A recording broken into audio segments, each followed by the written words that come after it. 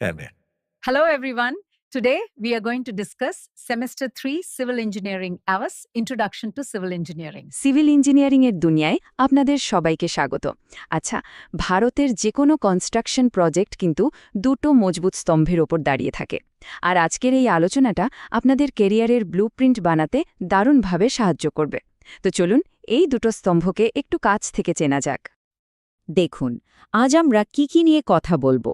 প্রথমে আমরা সেই অদৃশ্য নিয়মকানুনের বইটা নিয়ে জানব যা প্রত্যেকটা বিল্ডিংকে কন্ট্রোল করে। এরপর আমরা সেই বইয়ের প্রথম চ্যাপ্টার মানে ন্যাশনাল বিল্ডিং কোড বা এনবিসির গভীরে ঢুকব। তারপর আসবে দ্বিতীয় চ্যাপ্টার রিয়েল এস্টেট অ্যাক্ট অর্থাৎ রেরা। এরপর দেখব একটা বিল্ডিং তৈরি শুরু থেকে শেষ পর্যন্ত এই দুটো একসাথে কিভাবে কাজ করে। আর একদম শেষে একজন ইঞ্জিনিয়ার হিসাবে আপনাদের আসল দায়িত্বটা ঠিক কোথায় সেটা নিয়ে কথা বলবো।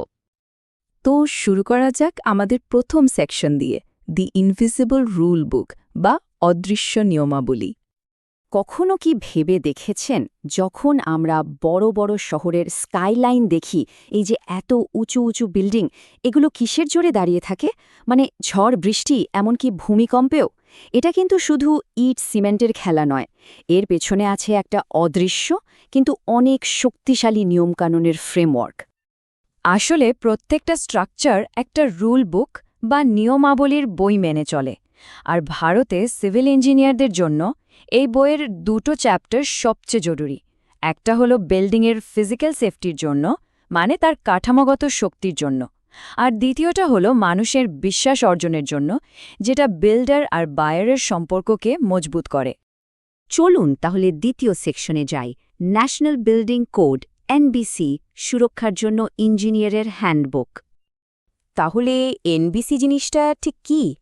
খুব সহজ করে বললে এটা হলো বিল্ডিং তৈরির টেকনিক্যাল বাইবেল।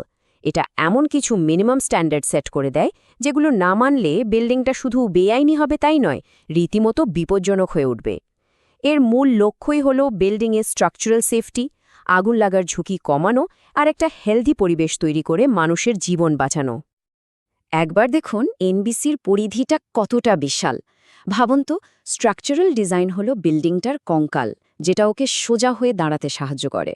ইলেকট্রিক্যাল ওয়্যারিং হলো তার নার্ভাস সিস্টেম, আর প্লাম্বিং হলো তার সার্কুলেটরি সিস্টেম বা রক্ত সঞ্চালন ব্যবস্থা।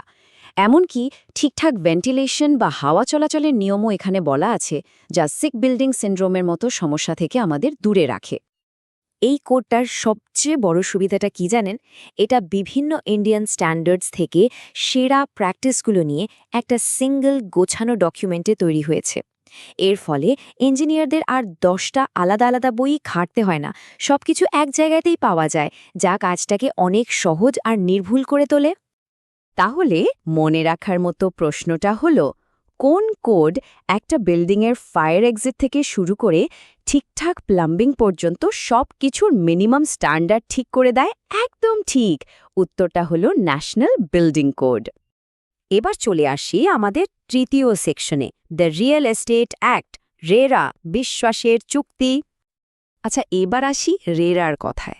যদি এনবিসি হয় বিল্ডিংটা কীভাবে বানাতে হবে তার গাইড, তাহলে রেরা হলো বিল্ডার আর বায়ারের মধ্যে সম্পর্কটা কেমন হবে তার নিয়মাবলী। এর আসল উদ্দেশ্য হলো রিয়েল এস্টেট সেক্টরের স্বচ্ছতা আর জবাবদিহিতা নিয়ে আসা, যেটা আগে অনেকটাই আনরেগুলেটেড ছিল। রেরার কয়েকটা প্রধান কাজ আছে, যেমন ধরুন সব প্রজেক্টের রেজিস্ট্রেশন বাধ্যতামূলক করা, বিল্ডারদের দায়িত্ব কি হবে সেটা ঠিক করা, ক্রেতাদের অধিকার রক্ষা করা, আর কোনো সমস্যা হলে তার দ্রুত সমাধানের একটা ব্যবস্থা করা। এর ফলে পুরো সেক্টরটাই এখন অনেক বেশি প্রফেশনাল হয়ে গেছে। এই ৭০% ব্যাপারটা কিন্তু রেরার একটা গেম চেঞ্জিং নিয়ম। ভাবুন তো, আগে কি হতো? বিল্ডাররা হয়তো আপনাদের থেকে টাকা নিয়ে অন্য প্রজেক্টে লাগিয়ে দিত, আর মাঝপথে আপনাদের বাড়ির কাজটা যেত আটকে। রেরা এসে বলল, না, ওসব চলবে না, ক্রেতার কাছ থেকে নেওয়া টাকার ৭০% একটা আলাদা অ্যাকাউন্টে রাখতেই হবে, আর সেই টাকাটা শুধু ওই প্রজেক্টের নির্মাণ আর জমির খরচেই ব্যবহার করা যাবে। মানে আপনার টাকা আপনার বাড়ির কাজেই লাগবে, একদম গ্যারেন্টিড। তাহলে কোন আইনটা বিল্ডারের ফিন্যান্সিয়াল প্র্যাকটিসকে রেগুলেট করে, একজন বাড়ির ক্রেতার ইনভেস্টমেন্টকে সুরক্ষিত রাখে? উত্তরটা সহজ, রেরা।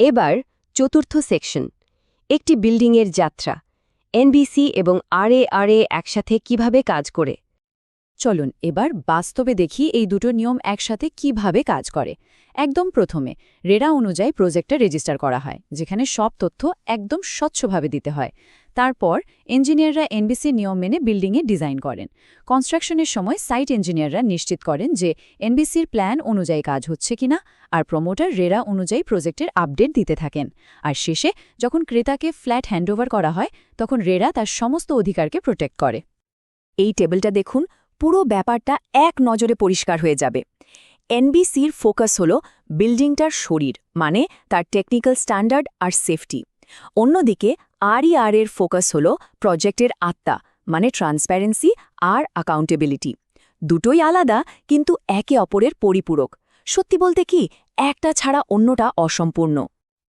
আমাদের শেষ সেকশন 5 ইঞ্জিনিয়ারের দায়িত্ব জনকল্যাণের অভিভাবক ইঞ্জিনিয়ারিং এথিক্সের মূল কথাই হল এটা মানুষের সুরক্ষা স্বাস্থ্য এবং কল্যাণকে সবচেয়ে বেশি গুরুত্ব দেওয়া একজন ইঞ্জিনিয়ার হিসেবে আপনারা শুধু বিল্ডিং বানান না আপনারা জনগণের আস্থার অভিভাবক আর এই দুটো নিয়ম এনবিসি আর রেরা কোনো জটিলতা নয় বরং আপনাদের এই মহান দায়িত্ব পালনের সবচেয়ে বড় দুটো হাতিয়ার তাহলে আজকের আলোচনা থেকে মূল টেকওয়ে কি 1 এনবিসি হল নিরাপদে বিল্ডিং বানানোর টেকনিক্যাল গাইড 2 রেরা হল বিশ্বাস অর্জনের আইনি কাঠামো 3 ইঞ্জিনিয়ার হিসেবে আপনারাই কিন্তু এনবিসির নিয়মগুলোকে বাস্তবে রূপ দেন আর 4 প্রফেশনাল এক্সেলেন্স আর এথিক্যাল প্র্যাকটিসের জন্য এই দুটোই বোঝাটা মাস্ট শেষে একটা প্রশ্ন রেখে যাই একজন ভাবী ইঞ্জিনিয়ার হিসেবে আপনারা এই নিয়মগুলো ব্যবহার করে কিভাবে শুধু বিল্ডিং নয়